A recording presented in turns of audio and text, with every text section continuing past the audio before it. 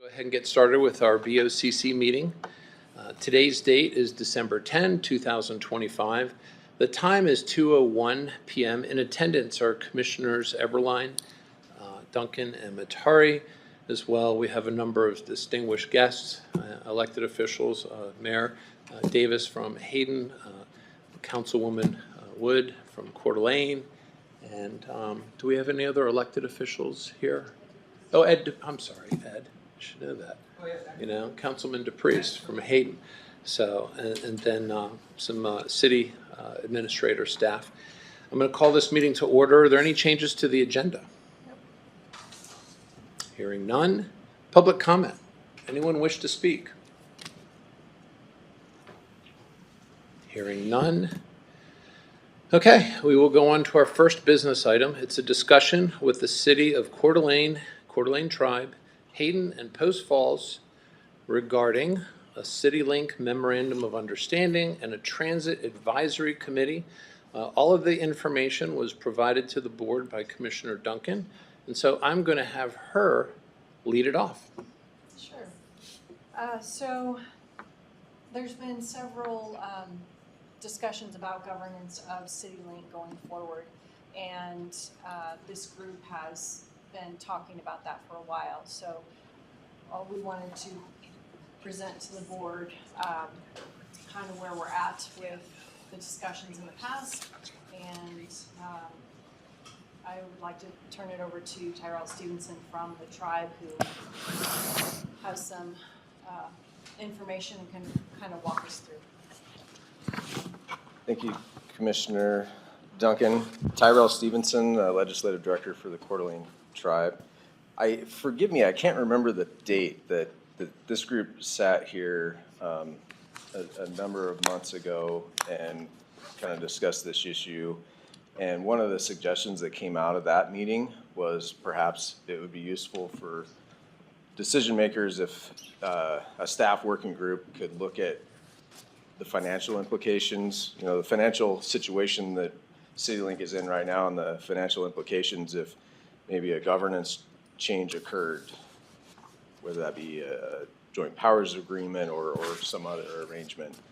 And this group has met a number of times, and I'm not certain that we've definitely come up with any conclusions, but we thought it would be helpful to update commissioners in the cities on some of the things that we have found and some of the things we've come up with. One of the things that I believe was sent out Monday, might be a good place to start, was kind of a fact sheet about CityLink, what it is, what it does. Of course, there's their urban route, CityLink North, and then the rural route, CityLink South. The rural route is entirely operated and funded by the Coeur d'Alene Tribe, and that the rural route runs from De Smet, Idaho, up Highway 95 through a series of stops, and then ends at the transit center in Riverstone, Coeur d'Alene. The urban route the CityLink North consists of 3 routes, and is also operated by the Coeur d'Alene Tribe under a contract. So Coeur d'Alene Tribe employs the drivers, maintains the buses at our facility down in Plummer, and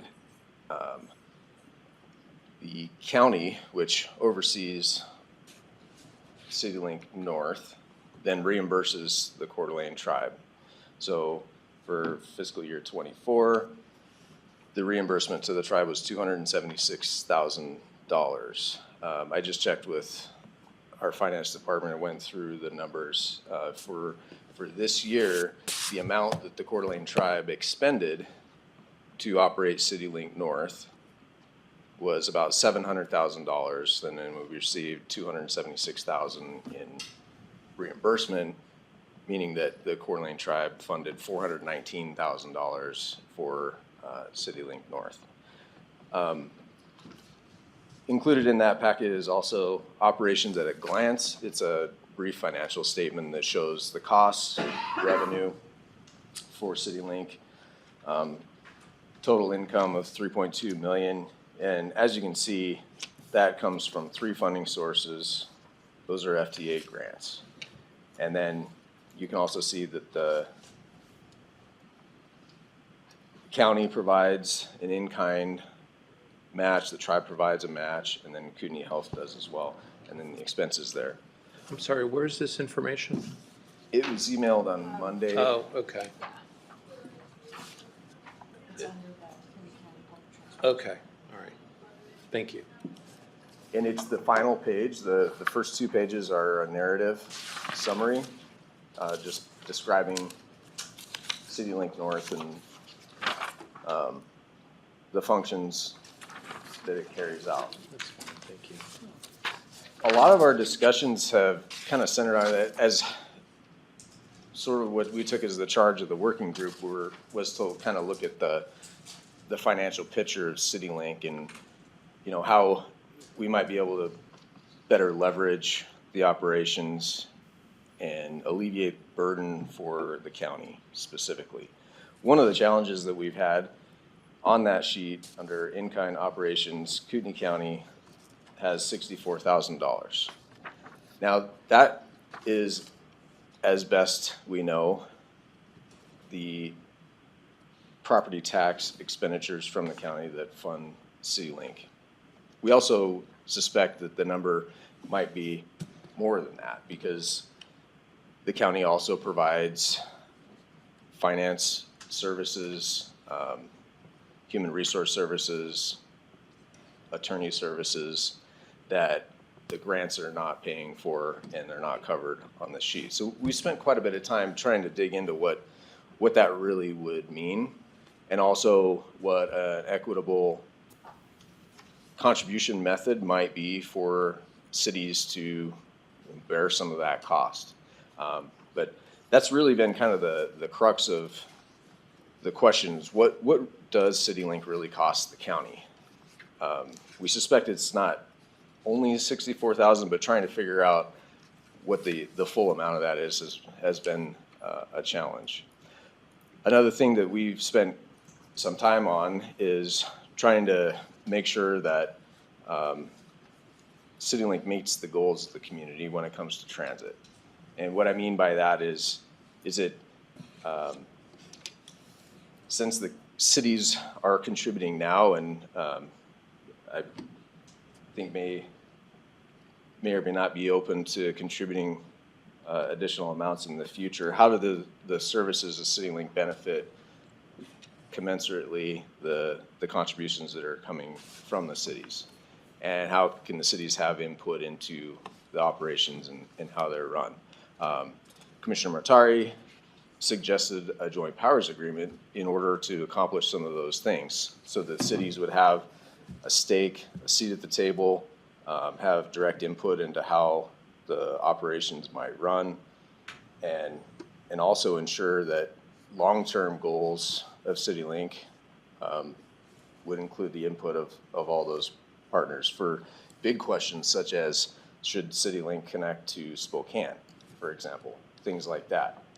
Where right now, since the county operates the service, it's a 3-member board of commissioners that makes the decisions on these things. And would it be better to include the input from the rest of them? So the working group considered those, came up with, as best we could based on the limited information that we had, what that might look like through various scenarios. And I can tell you that Shelley was kind enough to send that information out on Monday, sort of our initial working drafts of these, kind of a stab at some looks at the different alternatives. I can tell you that this material is not only draft, but it's also a little bit dated because we're not sure of the numbers, and I can tell you they're probably not accurate. One of the things that we would really like to be able to do as staff to support decision making is to come up with more accurate numbers, and so that we can really show what they look like. One of the discussion items, for example, has been our ability to maximize the amount of administrative funding from these grants so that they can be more self-sustainable. and looking at billing indirect costs for them, for example. And I think that's an avenue that would be worth pursuing. From the Coeur d'Alene tribe's perspective, I've been involved in this for like 18 years now. For the tribe has viewed this as a valuable public service to the community, and has also been involved in order to get the thing off the ground and become self-sustainable. That's always been the goal from the tribe's perspective, as well as the other partners that are involved in this. And it would be great to see FTA grants funding and these operations and making them self-sustainable. I think that's a worthy goal that we would like to continue pursuing. So looking at the alternatives, one concept that the group was looking at was the possibility, if a JPA was not something that people wanted to do, what about a more binding intergovernmental agreement where the cities would contribute, the cities would agree to participate and have a stake in it. And that was some of the alternatives that were laid out in the attachment. But I'll stop there, and if there are questions, all of us that have participated in these working groups, I think we still have some questions that we'd like to, I know I personally would like to know more about our ability, the county's ability, or whoever is operating CityLink, the ability to leverage indirect funding to make them more self-sustainable. I think that's something I'm really interested in. Yeah, I think one of the issues is the fact that because the county already provides these services, the grants will not pay for that. So because we have a legal department, because we have an HR, because we have a financial department, the grants do not, that you can't pay for those administrative services. But I still have questions about that. We've got, I was talking to our finance director at the casino. The casino, not to get into the weeds on how we do things, but the casino finance department actually oversees the CityLink South operation. And the way that we do it, we charge all the administration as a direct cost. Mm-hmm. That's the way we do it. However, there are some things that aren't included in that, such as IT, such as HR. There's only 2 employees there, so HR costs are not very much, but it's just something for ease of accounting. We don't try to charge indirect to those grants, but I know that Chad has been looking more to that and may have some information to share about our ability to charge indirect. Yeah, and we've looked at that with the auditing department and on grants management, and we can't find a way to do that. Unless there's, Chad, do you have any information that says we can? So with the grants, you can fund, with the FTA grants, you can fund those services. Within the county? Within the county, correct, yeah. Okay. Well, it's news to me, because the way it's been presented before was that because we offer these services already, they're already built into the county functions for other county issues, that it cannot be funded. Yeah, it'd be just like the scenario that Tyrell's talking about with the tribe. They're able to take those and reimburse in the same way that we could with the FTA grants. And so how come we haven't been doing it? We've been running this program for, what, 10 years now, roughly?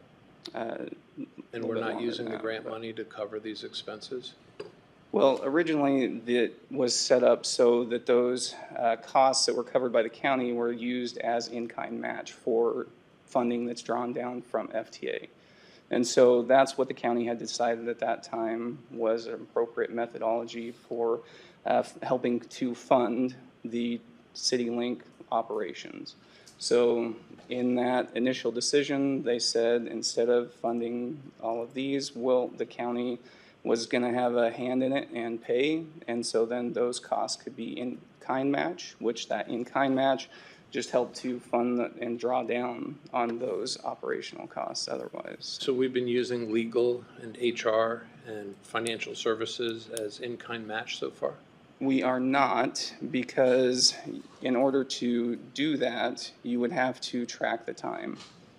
So there has been a desire not to track time on the county side for those services. So you would have to have a detail about the time and the tasks that were taking place in order to be able to do that.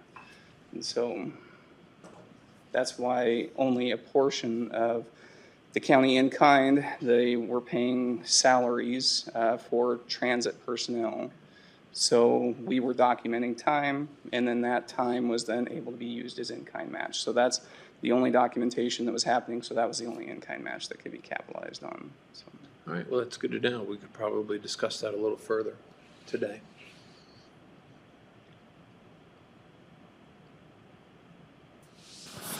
Troy Tynerson, City of Coeur d'Alene. Thank you for your time. Thank you for the opportunity. Our councils have not seen this, so this is very preliminary. Right, council member sitting to my left. So this working group is bringing this forward for discussion, updates. As you have heard, we've used the population base on how to allocate those dollars. City of Coeur d'Alene's a smidgen north of $100,000. We believe there's a lot of benefits in this to make it better, and thank you, commissioners. That Transit Advisory Committee that's in here, we believe is a significant piece.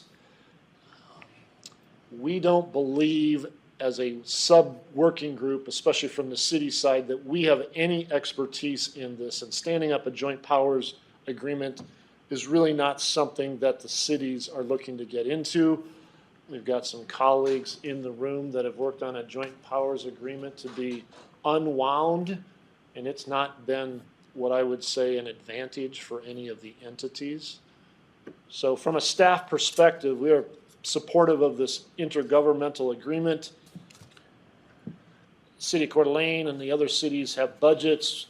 You know, we don't have any extra money to be putting towards this, so we want to get as efficient as we can and make this self-sustaining. Well, I think, you know, the item on here is CityLink Memorandum of Understanding.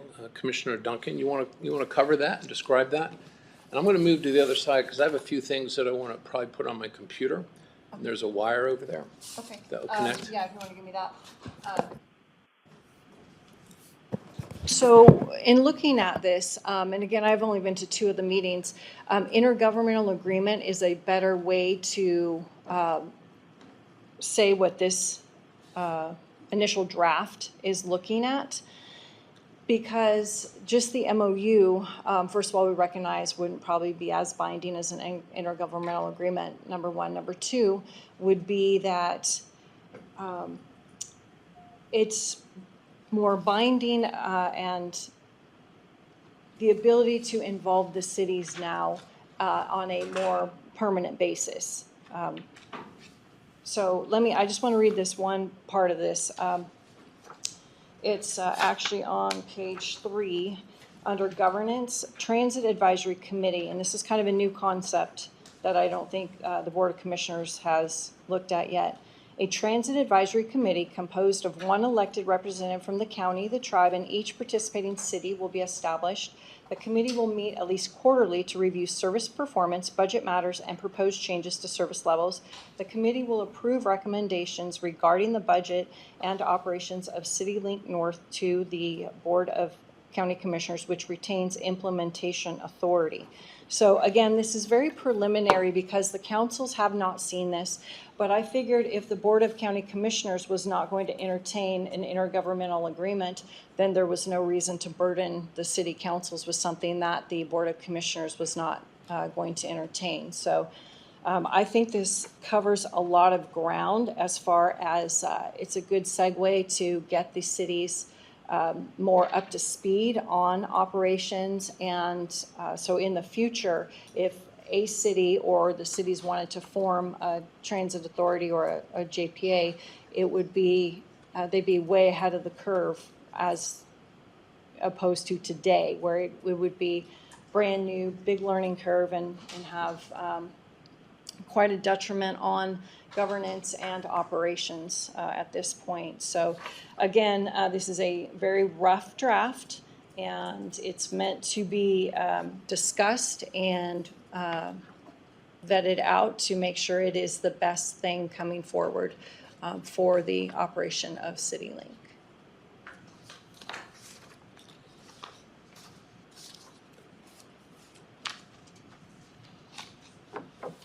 Does anybody have any comments? Have you all read it? Have you seen it? You have not seen the MOU that? No, I have seen it. The Star electeds have not seen it yet. They were asked to come sort of more recently as to be exposed to this issue. But I do want to make a comment that Commissioner Duncan brought up about the intergovernmental agreement versus the MOU, is that it's contemplated that the ability to have any one party leave would be more difficult, so you would have more accountability of all of the participatory agencies at the table over an MOU being simply just not passed by for a future council or. How much more difficult do you think it would be?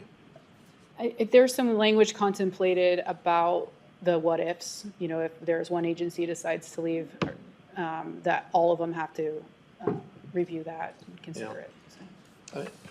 You know, just from my perspective, and it sounds like it's kind of changed. You know, the information that was given to the board on Monday evening was an MOU. No, actually, it was intergovernmental agreement. The problem is it was too late to change the Okay. agenda. So it All right. says, yeah, That's fine, intergovernmental agreement. yeah. And, you know, I mean, I guess the first question is, I realize it's a draft, but, you know, is it a good deal for the county, right? You know, because that's something that has to be identified too. Why would the county get into this? Okay, and I'm going off what the draft said. But, you know, I'm looking at it, and pages 2 and 3, it says that the county gets to do more work. We have to keep track of the time and coordinate public information. On pages 2 and 3, we now are compelled to work with the cities and coordinate with the cities on infrastructure and land use. These are things that we don't have to do right now. On page 3, there's this transit advisory board. But, you know, one of the things about an advisory board that stands out to me is the fact that typically when the board appoints people to an advisory board, they have a fiduciary to the BOCC. Here, we're talking about appointing people from different cities that have their own interests. And so I'm not quite sure how the role of this advisory board would play when it comes to giving the board direction on, you know, decisions that it would ultimately have to make. You know, that part is unclear to me. Some other things that kind of stand out is that there's no real change in the responsibility. There's no real change in the liability of the grants, managing the grants. And that one of the things that stood out was on page 4, the city can actually hold up the county budget process. That if the cities have not decided how much money they want to allocate to this, it will actually hold up the county's budget process. And so, you know, with just these things in here, you know, I have a hard time understanding why the county would want to get into it. On top of the fact that my biggest issue, and I realize why people don't want to enter into a joint powers agreement. There is no question that getting out of them, if people don't agree on things, is very difficult, okay? But the way this is crafted, which is one of the concerns that I've expressed to people, is that it's 2 commissioners away from a decision, 2 commissioners away from not continuing transit, 2 commissioners away from connecting to Spokane. This has a termination clause, 180 days notice, and they're out. There's nothing binding in here. All it is it just sounds like what the cities have come to is the realization that they should be maybe paying their fair share, in essence, because that's the way it comes across, because I would presume the cities are already doing that. And if they're not, then why not, right? But what do we need an MOU or an intergovernmental agreement like this when what it's actually doing is binding the county a little bit? And as a county commissioner, I'm looking like, how does this benefit the citizens of the county, not the cities, right? And so I have to ask, what does the county get with this intergovernment agreement? What are we getting? We're getting more involvement, for sure, from the cities, and having the quarterly meetings with the Transit Advisory Committee is a way to make sure, because in the past, there were complaints that the cities were not engaged enough in the operations of transit, in how things were going. And there were complaints in the past, but now, again, the last 2 years, the complaints seem to have died down a lot, and I think we have a better cooperative relationship at this point. I very much to your point, one of the items here, system interconnections, any formal connection between CityLink North and any other regional transit system excluding CityLink South will require consent of each participating entity's governing board as evidenced by a resolution adopted by the board. This includes any connection to a transit system located in the state of Washington. So right now, Post Falls can actually connect. Post Falls can allow Spokane Transit Authority to come in to their city and connect. Okay, it doesn't require a vote of the BOCC. So this is an intergovernmental agreement to prevent that from happening. So we're all on the same page. Well, okay, so I don't see why the county would want to enter into an agreement to meet quarterly. We could do that right now. We don't need that, right? And two, again, the key component to every agreement, and when I look at any agreement in business, I don't really care about the terms as much. I look at the termination clause. How easily can I get out of that agreement, right? And as long as you can get out of the agreement, which here it says, in plain black and white English, 180 days notice, it's done. So there's nothing binding here. What would a termination clause be? What would make you comfortable? Well, that's the whole point of a joint powers agreement, is that, that way, there is no termination, that we've agreed to become partners for this. And, that's part of the reason, I look at these things and I go, how does this kind of come about? And again, when I just asked the question, how does this benefit the county for entering into it? What is it that we're getting that we're not getting now or can't get? And that's the part that I have a little bit of a hard time with this, And so, I don't know, Commissioner Eberline, you got any thoughts on this? Yes, but I'm not going to talk about it now. Okay. I sent this out. The board looked at this. It was the joint powers agreement. I recognize the cities are not interested, but the JPA does not create more work for the county. It's actually less work. But it's also less control. So I would never agree for the county to be in a joint powers agreement, because right now we do have 100% of the control. In a joint powers, we would be relegated down to 20% or less, depending on how many agencies were part of that. It grows government. Now you're creating a whole nother governmental agency, not elected, so they're less representative to the constituents with this joint powers. And again, when you have a balance of power right now, the county's a neutral party.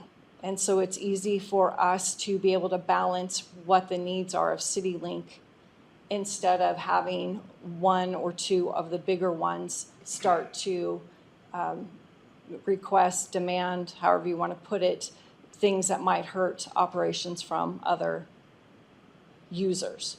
Yeah. So I won't support a joint powers agreement because, again, we are trying to unwind one for some very good reason. And I just don't think it's appropriate in this manner, and especially because even governance for the staff, it suffers under a joint powers. So it really is the best of both worlds to have an intergovernmental agreement where the cities are more committed, more engaged, more involved, and potentially contributing more finances. We just have to keep working out, what that looks like as far as how much does it truly cost the county with our ancillary services. I don't want to grow government. I don't want another governmental body that's not responsible to elected, to the voters, to the county taxpayers. Well, first of all, I still have never fully understood your concept of growing government. I know you said that we would need to hire an attorney and hire an HR person and hire an accountant or whatever to manage all of the grants.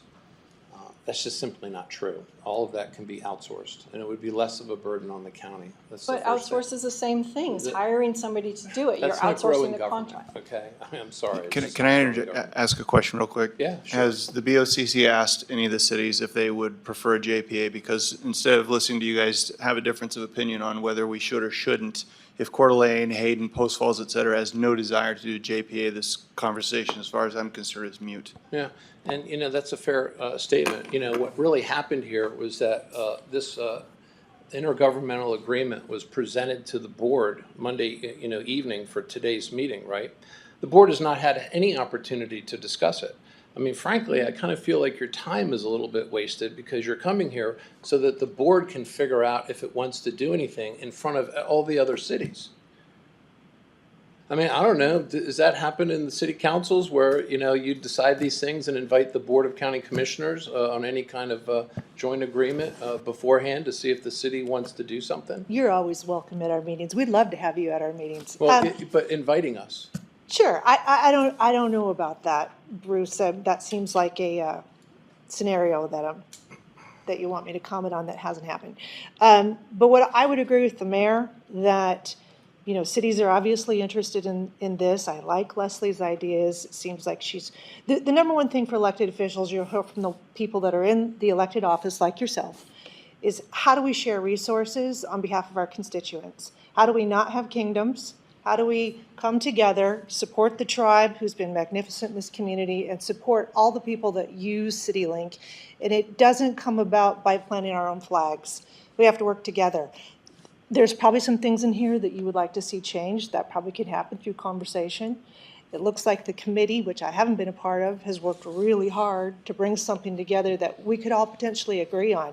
I'd like to see those conversations. If the county thinks they still need to, amongst the three of you, decide if you want some of this with the city, then I guess we'll come back and visit with you again. But from this elected official, I sure like to see a good partnership where we're sharing resources fairly. Well, something, that's a great point. And if this meeting is about the cities coming together and kind of equalizing, the way resources are being allocated, then we should include some of the other county functions that probably the cities could contribute to. And we could start really talking about, what the actual costs are that are borne and who should bear those costs. We can do that one by one, but let's focus on CityLink first. Well, I think we conceptually agree on CityLink, then we could conceptually agree on all of them too. That if that's going to be the goal, then that's a good reason to start with this and then continue the conversation, agreeing that we're going to continue the conversation on other areas where the county is paying for services that maybe it shouldn't be paying for, that where there is a good discussion to have as far as what could be shared and cost-wise, benefit and cost-wise. I'd say we're always open for that discussion. Yeah. Well, I think among a lot of the cities, Coeur d'Alene has done a pretty darn good job of at least addressing some of these things, overall. Good. But ultimately, I think that's part of it, is that, we're having a board meeting with the cities to discuss an idea that has never been before the board, in a formal way. If I could add, just being relatively a new guy here comparative to some of my colleagues, when this meeting initiated, it was to discuss and consider our contributions. And then it shape-shifted into a conversation of structure and organization. And Yeah. we dutifully went through all of those and presented to you something we think could collectively work across our local governments. And that's why we are here with our representation of our electeds to present to you what we think would work across all sectors. Okay. If it's shape-shifting into something else, I think that directive needs to come downward then. Yeah. Well, look, I appreciate that. And I think that, if the cities through these monthly meetings says, here's our work product and you want to give it to the board, then my first reaction is thank you very much, and the board will discuss it at a separate time. But I don't think any decisions can be made today. And With there, that. it's Now, not, in fairness. never well, was intended to have any decisions made today. I didn't want any more time or work spent if the board was not going to consider an intergovernmental agreement. So with that, this is the first initial discussion. So I'm happy for the board to take this under consideration. I'm not 100% happy with it. I could make some changes as well. But I just wanted to get the cities in front of us to say, don't waste any more time if the board is not going to be willing to consider something less than a JPA, but more than an MOU. Well, then I think what has to happen is there needs to be a complete document that's well thought out. There's huge sections that are missing here, and it's the devil is always in the details. I think ultimately the board should talk about this, among other things, but in the end, you know, what I'm kind of hearing is that the cities, I presume that the cities believe that they're paying the appropriate amount right now, based upon what they have been paying the county. Is that true? Do all the cities agree that what they're contributing to transit is their appropriate amount? So we were put together as a subcommittee to look at the methodology, and we believe the methodology of using population is the most appropriate. As far as costs go, we've been unable to nail down what the true costs are for CityLink, and that's one of the comments that Tyrell made.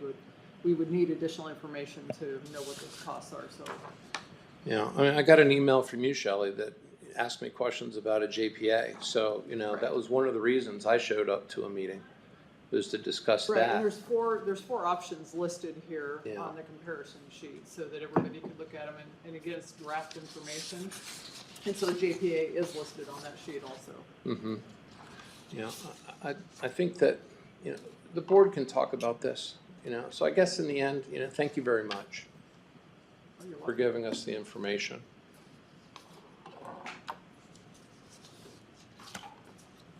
Is there anything else? Commissioner Duncan, did you want to add more? No, just sounds like the board's going to take this under consideration and have future discussions. So I guess that's where we've landed. Commissioner Eberline, do you have any thoughts? Yes, I do.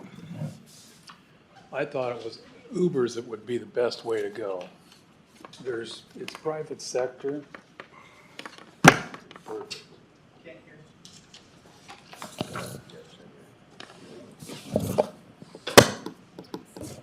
I like the concept of Ubers. It's private sector.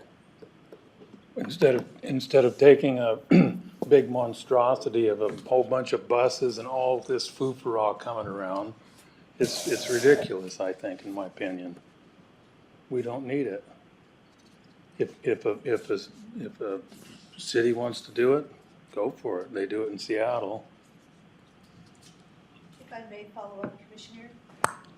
Just to be clear, you're suggesting no more CityLink for our constituents? You can have it. You can do it. These guys are doing it. So why are we going to do it? Are we welfare? Well, there are federal grants that fund it for the purpose of getting our voters, our people that use these services to their jobs and where they need to be. But that's a philosophical discussion. It is. For the three of you to have. I think we're firmly committed to CityLink. You know, I think one of the challenges is just up here on the screen is the fact that this is a half-mile radius around the CityLink routes, and you know, you see that. Thank you. You see that, and then you go, okay, so how many people does this actually serve? And it clearly serves your constituents. Okay. For us, as county commissioners, it serves 33,228 homes out of 91,000 homes in the county. So about 1/3, you know, a little over 1/3. So, you know, as a county commissioner, you know, I look at what are we doing and how does it serve all the county citizens. not just a specific select few. Because then the next question is, what about these other places? And let's go to, I'll just pull this up real quick.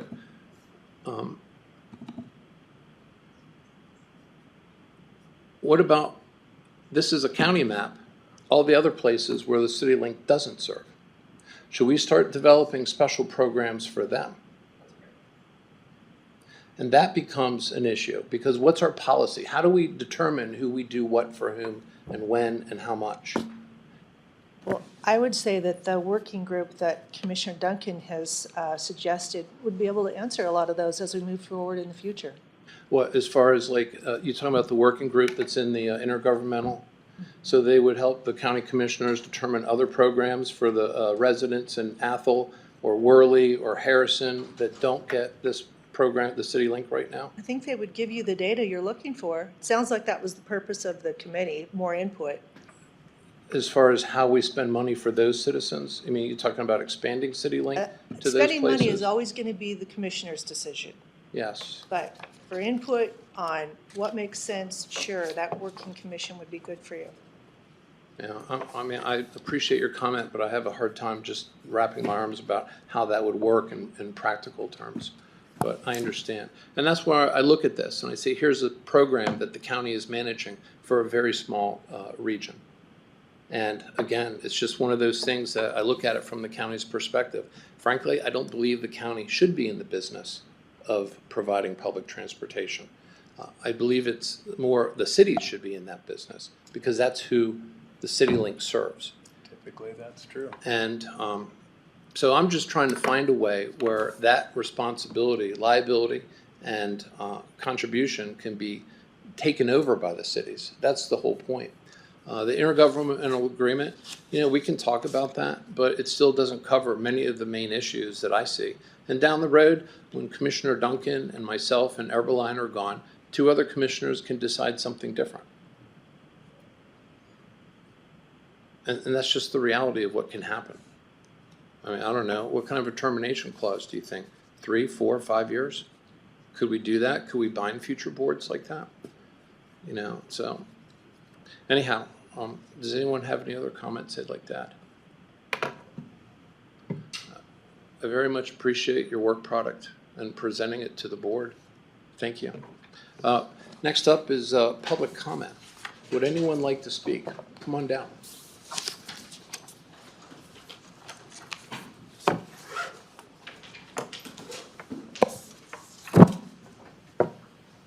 Just go ahead and state your name, and you get 3 minutes. Ron Hartman for the record. I just want to also mention that the only county in the state that operates a bus system is Kootenai County. And after watching these meetings, I think it's not time to get input from the people.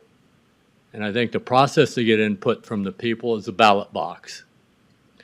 And I propose in November that there should be on the ballot box, should the county commissioners continue to run and have control of CityLink? Yes or no?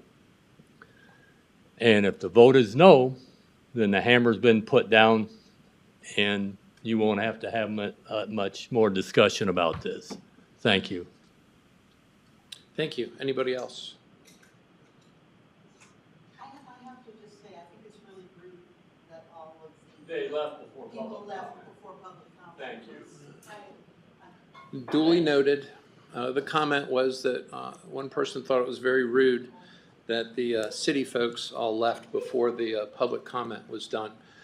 If there's no other comment, hearing nothing, anyone on the telephone?